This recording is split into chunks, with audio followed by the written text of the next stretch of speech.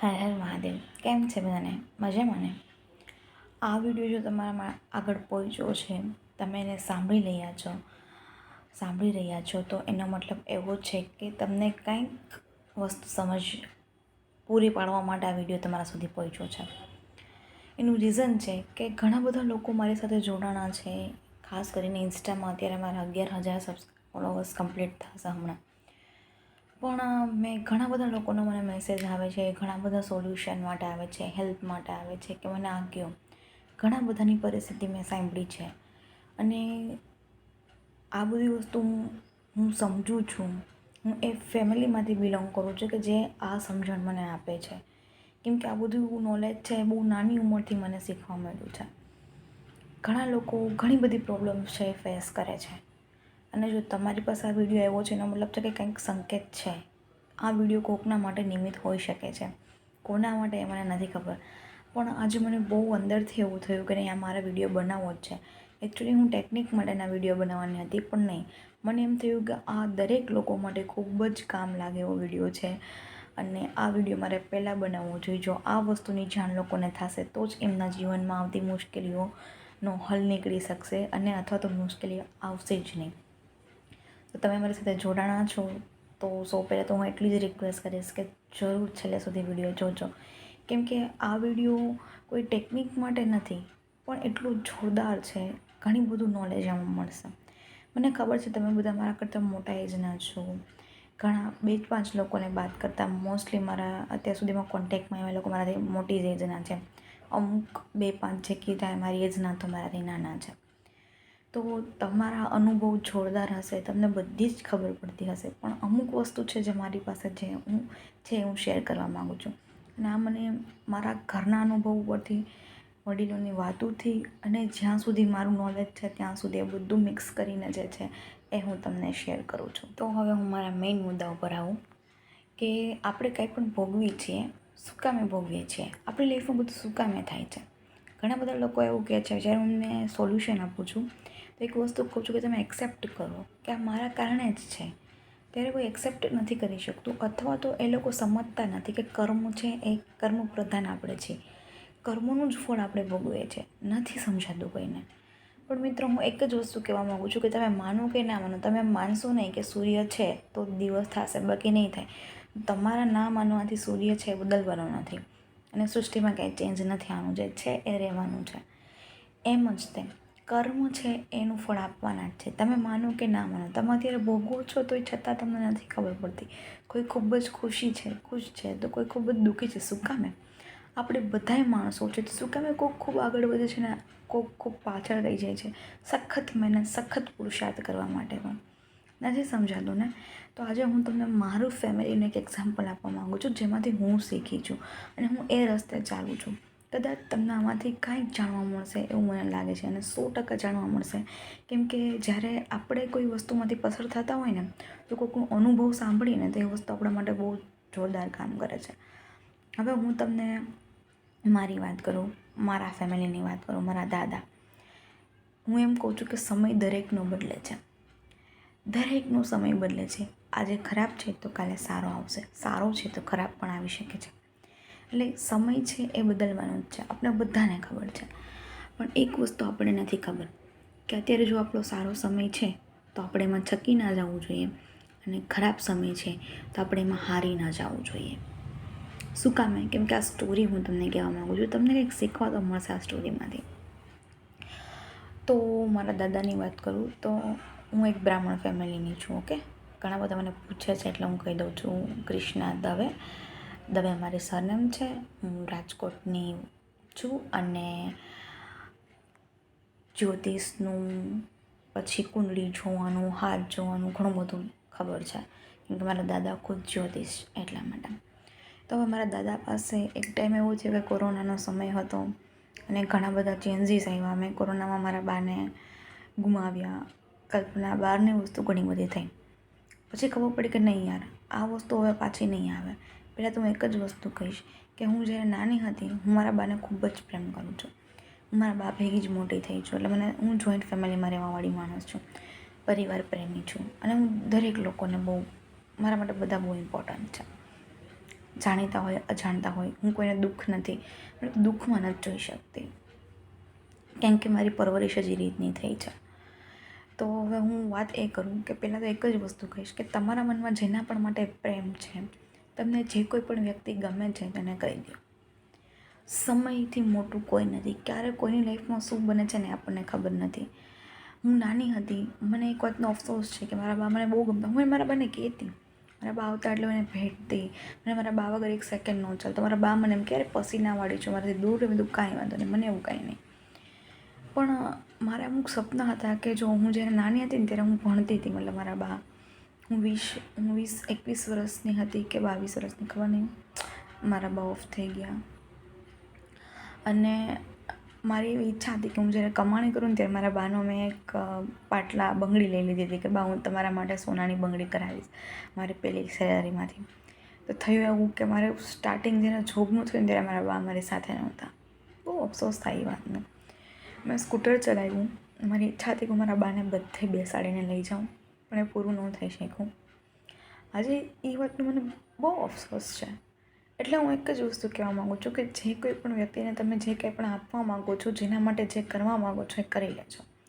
તમને કોઈ ગમે છે તો એને કહી દેજો કે યાર તું મને બહુ ગમે છે. પછી ઘરનું પણ હોય એ. મારા બા ગયા પછી એક વસ્તુ મેં શીખી છે કે મને જે કંઈ પણ જેની પણ સારી લાગે છે એનું 2 ધડક કહી દઉં છું.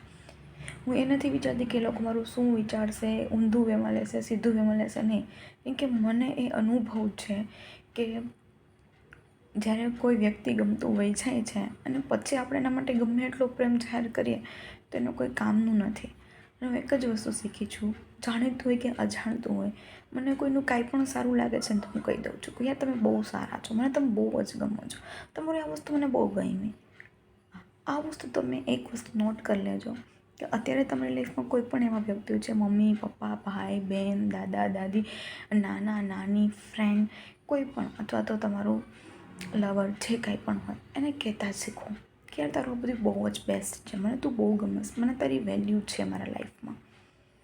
એક પોઈન્ટ ખાસ આ વસ્તુ અજમાવી લેજો. હવે બીજી વસ્તુ કહું તો કેવું સમયચક્ર ફરે છે અને કેટલું બધું થાય છે જણાવવા માગું છું કે મારા દાદા મને જ્યારે વાત કરતા મેં જે જાણી છે એના ઉપરથી હું કહું છું કે એક ટાઈમ હતો કે મારા દાદા, એના પપ્પા એ જમાનામાં એક એન્જિનિયર હતા, વાયરલેસ કંઈક જ્યારે કોઈ કોડ ડીકોડ કરે ને યુદ્ધ સમયે એ રીતના, ત્યારે એ ટાઈમને ડીકોડ કરતા એ ટાઈમ એ એન્જિનિયર હતા, ખૂબ ભણેલા, ખૂબ જ નામના. કરાચીમાં એ લોકો રહેતા અને એટલા પૈસાવાળા હતા કે એ લોકો બગીઓમાં ફરતા અને એમના મારા દાદાના મમ્મી છે ને એટલા સોનાના ઘરેણાં પહેરતા. એક નામ હતું એ ટાઈમે એમનું.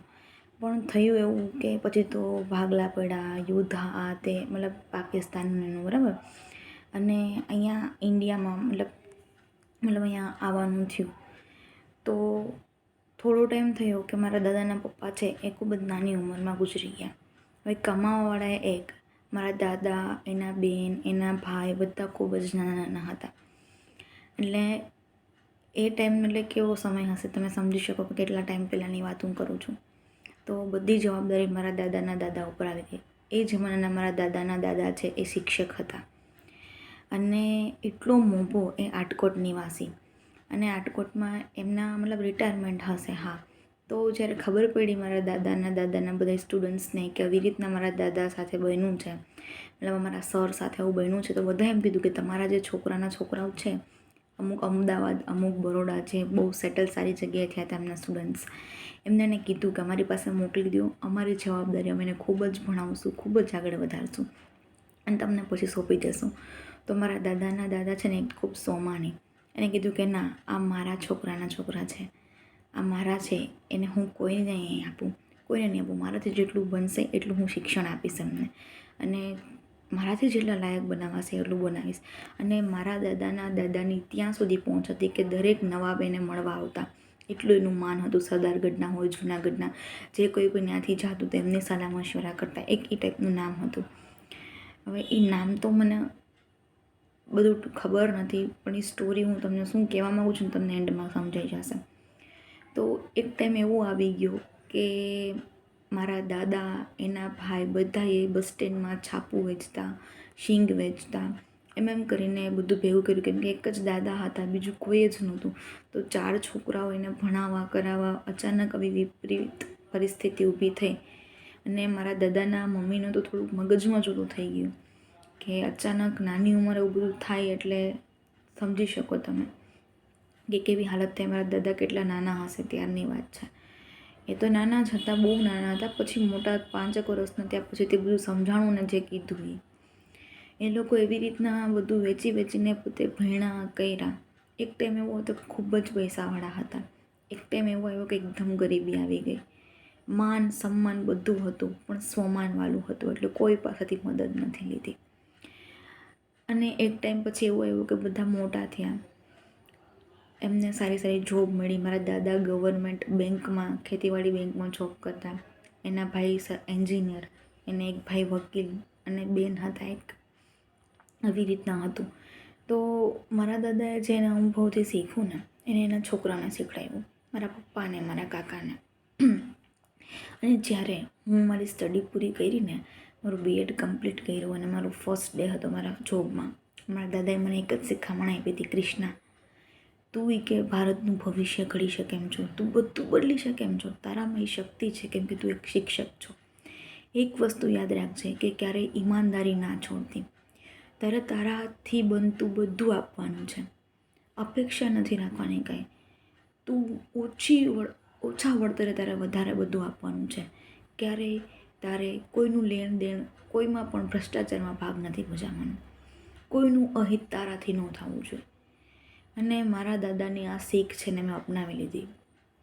એણે મને કીધું હતું કે તારા માટે એ વસ્તુ હોવી જોઈએ કે તું કંઈક કરવા જાસ, તારે કંઈક કરી બતાવવાનું છે, તારે તારું 100% આપવાનું છે, તારી ફરજ છે એ ના ચૂકતી અને ઈમાનદારીના રસ્તે હાલશે, બધું તારા માટે ગોઠવાઈ જશે. શું કામે? કેમ કે મારા દાદા બેંકમાં હતા અને એ બેંકમાં ખેડૂતોને જમીન માટે લોન પાસ કરાવી હોય, ડોક્યુમેન્ટ્સ હોય તો લોકો ઘણા બધા મતલબ કરપ્ટ હોય, કરાવતા હોય, પૈસા સામેથી આપતા હોય. પણ મારા દાદા એ ટાઈપના હતા કે કોઈ દિવસ એને 1 રૂપિયો કોઈ પાસે લીધો નથી. મને સમજાવતા. મારા પપ્પા પણ કહેતા, મારા દાદા પણ કહેતા કે જો કૃષ્ણા, અત્યારે મેં આ લાંચ લીધી હોત, મને જે મળતી હતી તો અત્યારે આપણે એટલા મોટા બંગલા હોત, એટલી ગાડીઓ હોત, બધું હોત. પણ એ કે મેં વસ્તુ કાંઈ નથી કરી, મેં બધાને મારાથી જે કામ હતું, જે મારી ફરજ હતું ને બધું આપ્યું છે. મને સામેથી લોકો પૈસા દેવા આવતા, મેં ના પાડી છે કે નહીં, મારું કામ છે, હું એમનેમ કરીશ, તમારી પૈસા દેવાની કોઈ નીતિ નથી, મારે અનીતિ નથી કરવી. અત્યારે અમે બહુ સુખી છીએ, મારી પાસે ઘર છે, ગાડી છે, બધું જ છે, સારું તંદુરસ્તી છે, સારા સ્વાસ્થ્ય છે, સારા સંબંધો છે. એનું કારણ જ છે મારા દાદાબાની ઈમાનદારી, મારા પપ્પા કાકાની ઈમાનદારી. અમને મારા દાદાબાઈએ હંમેશા એવું જ શીખવ્યું છે કે હંમેશા બધાની મદદ કરો, જરૂરિયાતમંદને કામ આવો, તો જ તમારો જન્મ છે એ સાર્થક ગણાશે. અને ભક્તિ કરો, ભક્તિમય જીવન તમારું હશે તો તમે જરૂર આગળ વધશો. 2 વસ્તુ, એક તો નિસ્વાર્થ ભાવ અને એક ભક્તિમય જીવન, એ તમને તમારા જીવનમાં ક્યારેય દુઃખ નહીં આવવા દે. અને મારા દાદાનું એમની બેંકમાં એટલું માન હતું કે એ રિટાયર થઈ ગયા છતાં પણ એમને બેંકવાળાએ મૂક્યા નથી. એને કીધું તમારે તો નોકરી આવવાનું જ છે. અને એના માટે કાર પણ મોકલે કે તમારા કારમાં આવવાનું, કારમાં મૂકી જશે ને તેડી જશે. મારા દાદા કે ના. મારા દાદા એટલું સાદગીવાળું જીવન જીવતા કે સાયકલ ઉપર છે એ રેલવે સ્ટેશને જાય, વાંકાનેરમાં નોકરી કરતા, એટલે રેલવે સ્ટેશનથી ત્યાં જાય, ત્યાંથી પછી સાંજે પાછા સાયકલ લઈને ઘરે આવતા. પપ્પાએ કીધું અમે મૂકી જાય, કાકા કે અમે મૂકી જાય નહીં, સ્કૂટર લઈ દઈએ નહીં, મોબાઈલ નહીં, કશું જ નહીં. એને એટલું સાદગીભર્યું જીવન જીવવું છે. સવારના 8 વાગે એટલે રોટલી શાક દાળ ભાત છાશ સંભાર બધું જ કમ્પ્લીટ થઈ જાય જમવાનું. જમીને એ જાય તો રાતે આવે 8 વાગે, ત્યારે કમ્પ્લીટ જમી લે. બસ આ એનું રૂટીન હતું. અને 85 વર્ષ સુધી ગિરનાર પણ એમનેમ ચડી જતા. એ બહુ અઘરી વસ્તુ છે. એની જેવી લાઈફસ્ટાઈલ તો ખરેખર કોઈને ન થાય, મેં જોઈ નથી કોઈની. એમને જ્યારે મને આ બધી વસ્તુ કીધી, મેં જ્યારે સમજી કે એવું બધું હોય છે, ત્યારે મેં એક વસ્તુ નક્કી કરી કે મેં જે ધોરણમાં હું શિક્ષક તરીકે રહી હતી એ દરેક વિદ્યાર્થીઓને મેં પહેલાં તો સ્ટોરી કહેવાની સ્ટાર્ટ કરી, કર્મ વિશે કહેવાનું સ્ટાર્ટ કર્યું. કેમ કે જેવું કરશો એવું ભરશો તો સ્ટુડન્ટને કેમ સમજાય? તો નાના બાળકો હોય છે અને એમને જો આપણે સુધારીએ તો આપણો સમાજ તો સુધરી જ જવાનું છે. એટલે હું એમના માટે બધું નોલેજ ભેગું કરતી. જ્યારે પણ મારો લેક્ચર હોય એટલે એક પેલી 10 કે છેલ્લી 10 મિનિટ તો એ જ કરવાનું કે એમના માટે કંઈક રિયલ સ્ટોરી કહેવાની. અને એનામાંથી એ લોકો સમજે. લો ઓફ અટ્રેક્શન પણ મેં એમને સમજાવેલું છે અને આ સ્ટોરી પણ કહેતી કર્મની. અત્યારે તમે માનશો મારું પહેલા ધોરણનું એક બાળક છે ને, એ પણ તમને છે ને કર્મ સારા કરતાં શીખડાવી શકશે.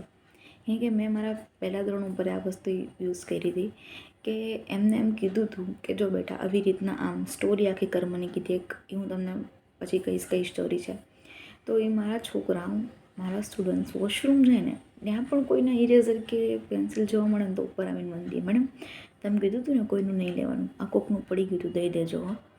આટલા માસૂમ છોકરાઓ એટલું માને, સમજો.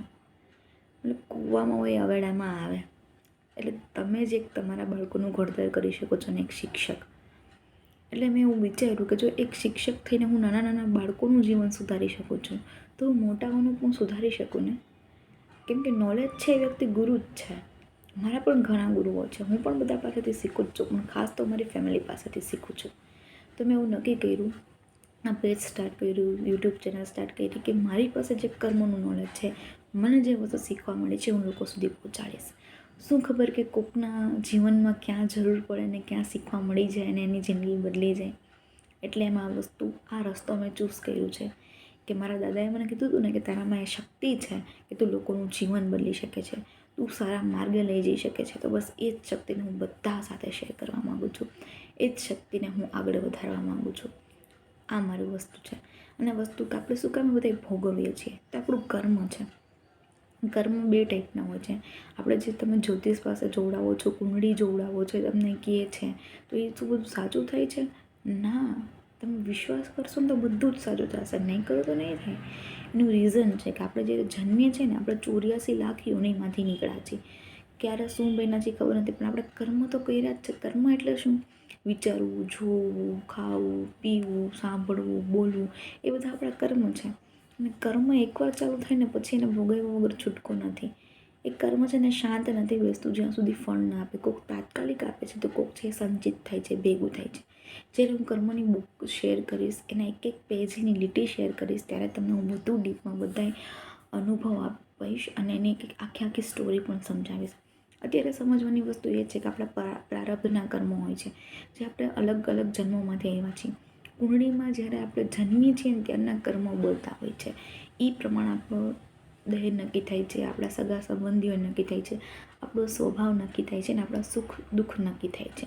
પણ શું આપણે એને બદલી શકીએ છીએ? ચોક્કસ બદલી શકીએ છીએ. કઈ રીતે? કોકની મદદ કરીને, સાચું બોલીને, ઈમાનદાર રહીને, સારો માર્ગ અપનાવવાથી અને હંમેશા નિસ્વાર્થ ભાવે રહેવાથી, આપણું ગમે એવું અને હામેન પ્રભુમય જીવનથી, ભક્તિથી, નામ જપથી તમારા ગમે એવા પ્રારબ્ધ થશે એ તમને નુકસાન નહીં પહોંચાડે. એક બહુ મોટી સ્ટોરી છે, એ હું નેક્સ્ટ વિડીયોમાં અપલોડ કરીશ કે તમારા નામ જપથી, તમારા ભક્તિમય જીવનથી તમારા પ્રારબ્ધ કર્મ છે જે ખૂબ જ દુઃખદાયક છે એ પણ તમને નડશે નહીં. એ પણ ટાચણીની જેમ નીકળી જશે ભાગીને. એટલી શક્તિ છે તમારી ભક્તિમાં. એ પણ ટ્રાય કરજો. એના વિશે હું બધું જ શેર કરવાનું છું. અત્યારે ખાલી ઉપરનું નોલેજ આપું છું.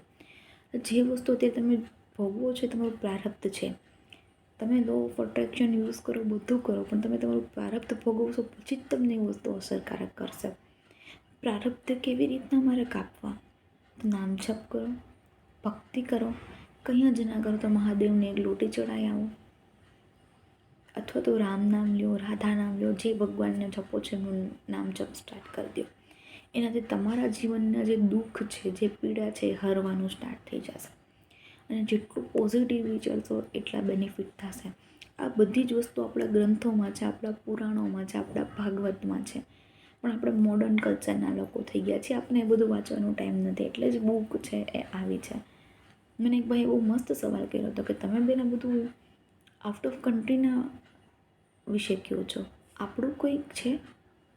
આપણું એ જ વાંધો છે કે ત્યાંના લોકો આપણા સંસ્કૃતને પ્રેમ કરે છે, સાડીઓને પ્રેમ કરે છે, અને આપણે લોકો છે ત્યાંના શોર્ટ્સના કલ્ચરમાં આવી ગયા છીએ. આપણે ત્યાંનું કલ્ચર અપનાવી લીધું છે ને એ લોકોએ આપણું કલ્ચર અપનાવી લીધું છે. આપણે એટલે દુઃખી થાય છે. આપણે ભગવાનનો ચાંદલો કરવા માટે વિચારવું પડે, ઓ માય ગોડ, આજના કલ્ચરમાં હું ચાંદલો કરીશ તો કેવી લાગીશ? પણ તમને ખબર છે કે તમને કોઈની નજર ના લાગે, તમારા ઉપર નેગેટિવ ઉર્જાનો સામનો ન થાય, કોઈ ભૂત પ્રેત કંઈ નહીં. એનું એ જોરદાર રીઝન છે. જ્યારે તમે કુમકુમનો ચાંદલો કરો છો ને એટલે આખી ઉર્જા તમારામાં ભરાઈ જાય છે, પોઝિટિવિટી. આપણે ઘરમાં જે ધૂપ દીવાબત્તી કરી છે, નેગેટિવ ઉર્જાને ભગાડે છે. આપણે જ્યારે આરતી લઈએ છીએ, આમ કરીએ છીએ, આમ કરીએ છીએ, આમ કરીએ છીએ, એ આપણી અંદરની નેગેટિવિટીને દૂર કરે છે. કોઈ પણ નેગેટિવ ઉર્જા આપણી અંદર અફેક્ટ નથી કરી શકતી, આપણી અંદર આવી નથી શકતી. જો આપણે પોઝિટિવિટીથી ભરપૂર હોય, આપણે એક ઓરામાં હોય, આપણે પોઝિટિવિટીમાં હોય તો. અને પોઝિટિવ એનર્જી આપણને ક્યાંથી મળશે? પ્રભુમાંથી, ભક્તિમાંથી, નામજપમાંથી, દીવાબત્તીમાંથી. 100% રિસર્ચ કરવું હોય તો કરી લેજો. પણ જો તમારું જીવન તમે શ્રદ્ધાથી શરૂ કરશો તો કોઈ તમને ડગમગાવી નહીં શકે. કલ્ચર મોડર્ન ભલે રહ્યું પણ આપણે તો એના જ વંશ છીએ કે નહીં? એકવાર હળદર ને કંકુનો ચાંદલો કરવાનું શરૂ કરો. અત્યારે તો તમારા નહીં દેખાતો હોય પણ મારો સવારનો રૂલ છે કે કુમકુમથી જ સ્ટાર્ટ, એટલે કે કંકુના જ ચાંદલાથી મારું કપડાં પહેલાં સજાય, પછી બીજા કોઈ ચાંદલા આવે. કંકુ ને હળદર. આજ મારા મમ્મી મને એમ કહે, કૃષ્ણા હવે થોડું કાઢા, થોડુંક બીજું કર, આટલું બધું રહેવા દે તું. પણ મારા ઘરે બધાનું એક કે કંકુ, ચંદન, હળદર આ બધાનો ચાંદલો તો હોય જ. કેમ કે પહેલાં શરૂઆત જ ભગવાનની ભક્તિથી થઈ, ઉઠીને નાહી ધોઈને મંદિરે જવાનું બધાનો નિયમ છે. મંદિરે જઈએ જ આખા ઘરમાં બધાનો, છોકરાને બાદ કરતા, મતલબ નાના મારા ભાઈ બહેનને. પહેલાં મારોય નહોતો, હવે મેં સ્ટાર્ટ કર્યું છે. લગભગ 1 વર્ષ થઈ ગયું હશે. પણ એ પણ એની ઈચ્છાથી જ થયું છે. મને તો કંઈ ખબર જ નહોતી. એને બધું હુકમ કર્યો છે ને હું આજે અહીંયા સુધી છું. અને તમને ખબર છે, તમારા કર્મ છે ને તમારું બધું બદલી શકે છે. મારા મમ્મી તો જો કહેતા કે તમને હોટકાર આવી ગયો, પણ સોરી એના માટે. પણ મારા મમ્મી તો મને એમ જ કહે કે તું બહુ સારા કર્મ કરીને આવી છો અને તને તો રાજયોગ જ છે અને તને રાજયોગ જ રહેશે. કેમ કે એ વસ્તુ એ નોટિસ કરે છે. મને ખબર નથી પડતું. મને એમ કહે છે કે તું વાસી ખાસ અત્યારે, ત્યારે તાજું તારે કરવાનું છે. એ કંઈક સેન્ટેન્સ બોલે, મારા મગજમાં નથી, પણ એનાથી મને શીખડાવે કે આ કર્મ કરવાનું, આ કર્મ નહીં કરવાનું, આમ રહેવાનું, આમ નહીં કરવાનું. મારા પપ્પા મને ટોકે જ્યાં હું ખોટી હોય ને ત્યાં. એવી ઘણી બધી વસ્તુ છે ને આપણે કર્મ કરતાં રોકે છે. હવે એક વસ્તુ કહું કે હમણાંને એક વાત નીકળી તો કે જ્યારે કોઈને કોઈ દેણામાં આવી ગયા હોય, પોતાના ઘર કોઈ પણ વસ્તુ વેચતા હોય અથવા તો બેંકમાં સેલ લાગી ગયું હોય ને આપણે કોઈ વસ્તુ એ ખરીદવી ના જોઈએ, એ નેગેટિવ એનર્જીવાળો હોય. કેમ કે એમને દુઃખ હોય, એમને વિલાપ કરેલો હોય, એમની ઘર વસ્તુ વિખરાઈ ગઈ હોય અને તમને અજાણતા પણ જે વસ્તુ હોય ને તો તમારે એનો દુઃખનો ભોગ બનવું પડે છે. કેમ કે એ ઉર્જા એમાં છે અને એ પ્લેસ ઉપર એ રડેલા છે, એટલે એ વસ્તુ ના લેવાય. આપણે મારા પપ્પાને એમ કીધું કે પપ્પા ખબર કેમ પડે આપણને કે આ વસ્તુ નહીં લેવાની? આપણે બેંક થોડી કહેશે તો આપણને ખબર થોડી છે કે કયું ઘર લેવું નહીં. આપણને કોઈ ગમે ત્યારે બટકાવી શકે ને. આપણે તો ખબર નથી છતાંય આપણે કેમ ભોગવવું પડે? તો મારા પપ્પાએ મને એક બહુ સરસ જવાબ આપ્યો કે કૃષ્ણા, જો આપણા કર્મ સારા હોય ને તો ભગવાન આપણી પ્રોપર્ટી લેવા જ ન દે. બીજું ઘણી બધી વસ્તુ એવી બની. ત્યારે મેં એને સવાલ કર્યા ને ત્યારે મને એમ જ કીધું કે જો આપણા કર્મ સારા હોય ને, આપણે ભગવાનમાં માનતા હોય, આપણે નામ જપ કરતા હોય તો આપણું કોઈ રૂવાડું હલાવી ના શકે. એટલી તાકાત છે એમાં. બસ ત્યારથી હું એ વસ્તુ સમજી ગઈ છું. બહુ સારું કામ કરે છે. જ્યારે હું કર્મનું નોલેજ આપીશ, કર્મનું સિદ્ધાંત, ત્યારે હું તમને બહુ બધી વસ્તુ કહીશ. તો તમે મારા વિડીયોમાં બન્યા રહેજો, મારી સાથે રહેજો, શીખવા મળશે. તો અત્યારે તો ફક્ત એટલું જ કહીશ કે જે કંઈ પણ થાય છે, કર્મ સારા કરો, વિચાર સારા કરો, બધાની સેવા કરો, બધાની મદદરૂપ બનો. કોઈ માટે ખોટો ભાવ ન રાખો મગજમાં, મનમાં. કોઈ માટે ઈર્ષા, દેખાય, ગુસ્સો ન રાખો. બને એટલું વડીલોને સેવા કરો. કેમ કે તમને ખબર છે, તમારા જીવનમાં ગમે એટલું દુઃખ લખેલું હોય ને, અશક્ય હોય ને કાંઈ પણ વસ્તુ, પણ એ આશીર્વાદની તેવડ છે, બ્લેસિંગ્સની તેવડ છે કે અશક્યનું શક્ય કરી શકે છે. હા, તમારા ભાગ્યમાં ધારો કે દુઃખ ને દુઃખ જ છે, પણ જો તમે કોઈનો આશીર્વાદ લ્યો છો, કુદરતી રીતના કોઈ તમને આશીર્વાદ આપે છે ને, તો તમારું ભાગ્ય બદલી જાય છે. એટલી તાકાત છે બ્લેસિંગ્સમાં. એટલે જ તો કહેવાય છે કે બ્લેસિંગ્સ લેવો, આપણે વડીલોને પગે લાગીએ છીએ શું કામે? કેમ કે એમની ઉર્જા આપણામાં આવે, હાથ આપણા માથે મૂકે અને જે બોલે, એ બ્લેસિંગ્સમાં બહુ જોરદાર તાકાત છે. શું તાકાત છે હું આગલા વિડીયોમાં જણાવીશ બધું ડીપમાં. પણ હું એટલું જ કહીશ કે બને તો કોકની મદદરૂપ થાવ. આખા દિવસમાં કંઈક એવું કરો કે કોકને મદદરૂપ બની શકો. અબોલ જીવને હેરાન ના કરો ને આપણા ઘરથી જ શરૂઆત કરો. આપણા ભાઈ બહેન, પતિ પત્ની, બાળકો, વડીલો, દાદા દાદી, નાના નાની, જે કોઈ સાથે આપણે રહેતા હોય, મમ્મી પપ્પા, બધાની કાળજી રાખો. એ ના જોવું કે આપણા વાણીથી, આપણા વર્તનથી કોઈને દુઃખ ન થવું જોઈએ. જો આ વસ્તુ તમે સુધારી લેશો ને, તમને કોઈ પણ ટેકનિક કરવાની જરૂર નહીં પડે, આપોઆપ બધું થશે. 100% હું ખાતરી આપું છું. કરી જુઓ એકવાર. મળી આગળના વિડીયોમાં. ને મેં આ વસ્તુ એટલે શીખવી કેમ કે કાંઈક તમને જાણવા મળશે કે સમય પહેલાં તો બધાનું બદલાઈ જાય અને જે કહેવું છે ડાયરેક્ટ કહેતા શીખો. પ્રેમ કરો છો તો કહી દો, ગમે છે કાંઈ તો કહી દો, મૂંઝાવમાં. કેમ કે કાલ આપણે નથી જોઈને એટલા માટે. અને હંમેશા પોઝિટિવ વિચારો રાખશો, સારા કર્મ રાખશો તો બધું તમારી સાથે સારું થશે.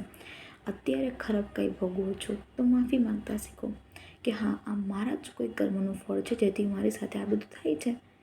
જ્યારે એક્સેપ્ટ કરશો અને પછી ભક્તિમય જીવન સ્ટાર્ટ કરશો, ભગવાનના નામ જાપ કરશો, કોઈ મંદિરે જવાનો નિયમ લેશો, મહાદેવને એક લોટી ચડાવશો, બધું આપોઆપ સારું થવા માંડશે.